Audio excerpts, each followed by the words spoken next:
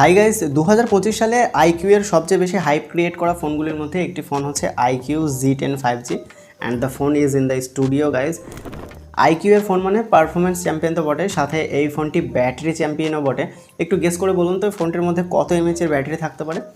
IQ Z10 5Gর মধ্যে 7300 এমএএচের battery আছে। ভাই, কল্পনা করা যায়? আসলে লাস্ট 3-4 মাস ধরে ফোনের ব্যাটারি নিয়ে এত কথাবার্তা বা এত কম্পিটিশন চলছিল।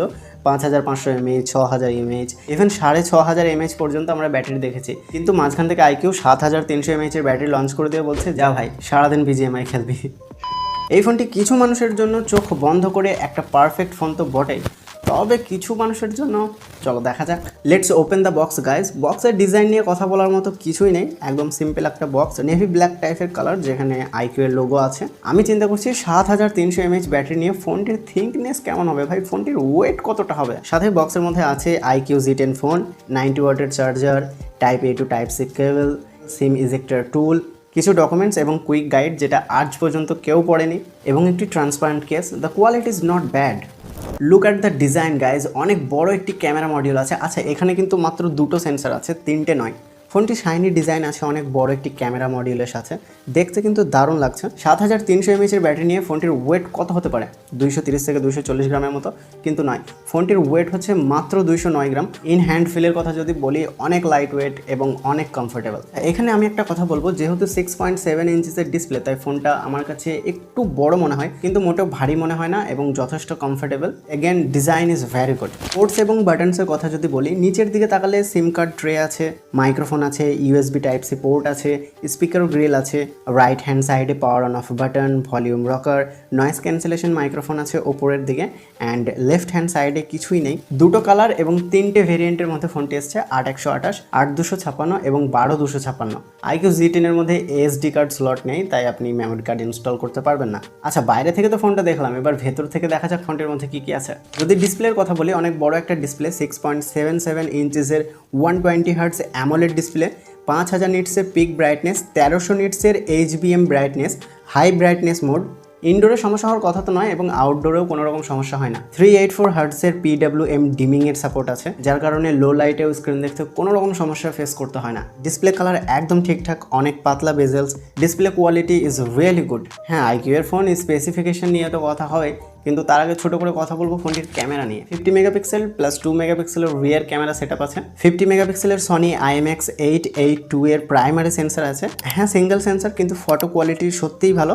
Colour adjustment, screen tone, detail সব কিছু ঠিকঠাক, কিন্তু আমার কাছে ফটোগুলো একটু ফিল্টার্ড মনে হয়। 32 মেগাপিক্সেলের সেলফি সেন্সর আছে, যার কিছু ফটো কোয়ালিটি এখন আপনার স্ক্রিনে দেখতে পাচ্ছেন। আমার মনে হয় আইকিউ পারফরমেন্সের সাথে সাথে ক্যামেরার দিকেও আজকাল নজর দিচ্ছে। ভিডিওগ্রাফির কথা বললে, হ্যাঁ, ফ্রন্ট ক্যামেরা এবং রিয়ার ক্যামেরা দুটোতেই আপনি 4K-তে ভিডিও রেকর্ডিং করতে পারবেন। এবং যদি আমরা ক্যামেরা ফিচার্সের মধ্যে চোখ রাখি, তাহলে night mode, portrait mode, video, ultra HD document, panoramic mode আছে, স্লোমো আছে, প্রো মোড আছে, সব কিছুই আছে। Overall the camera quality is good, you should not have any problem. আচ্ছা, এখানে দুটো সেন্সর আছে, তিনটে সেন্সর নয়। আসলে এই সেন্সরটি হচ্ছে IR ব্লাস্টার, ওপরের বদলে এখানে নিচে আছে ক্যামেরা মডিউলের মধ্যে। তো হ্যাঁ, IR ব্লাস্টারের সাপোর্ট আছে। চলুন স্পেসিফিকেশন নিয়ে কথা বলা যাক, যেটা আবার আইকিউ এর একটি হাইলাইট বিষয়। IQ Z10 5G Snapdragon 7S Gen 3 চিপসেটের সাথে আছে। LPDDR4X র্যাম টাইপ আছে এবং UFS 2.2 স্টোরেজ।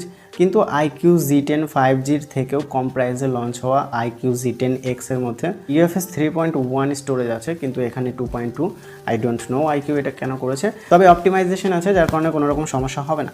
পারফরমেন্সের জন্য, গেমিংয়ের জন্য আমি বলবো iQOO Z10 5G is really good phone. 60 FPS এর মধ্যে আপনি BGMI খেলতে পারবেন, হয়তো যে সময় আপনি ভিডিওটি দেখছেন এখন 90 FPS আনলক হয়ে গেছে।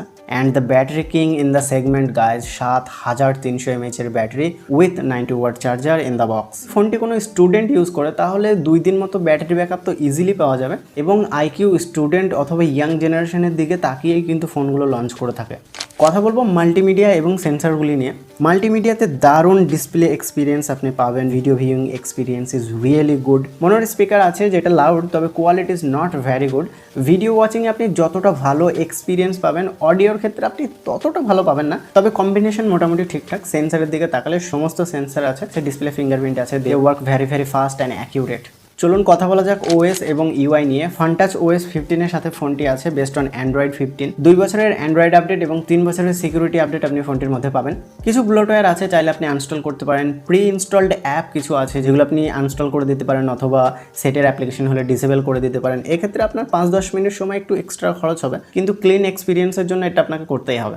কানেক্টিভিটির দিকে তাকালে 10টি 5G ব্র্যান্ডের সাপোর্ট আপনি পাবেন। ওয়াইফাই 6 আছে, ব্লুটুথ 5.2 আছে, কিন্তু এনএফসির সাপোর্ট ফোনটির মধ্যে আপনি পাচ্ছেন না। এআই ফিচার্সের দিকে তো তাকাতে হবে। আজকাল 10-15 হাজার টাকা ফোনের মধ্যে এআই ফিচার্স আছে। So this phone also has AI features. Circle to search আছে, যেটা সকলের পছন্দ এবং আমার পার্সোনালি বড্ড পছন্দ হয়। এআই নোট অ্যাসিস্ট আছে, এআই ইরেজার আছে। বেসিক যে সমস্ত এআই ফিচার্সগুলির এক্সপেকটেশন থাকে সেই সমস্ত এআই ফিচার্সগুলি ফোনটির মধ্যে আছে।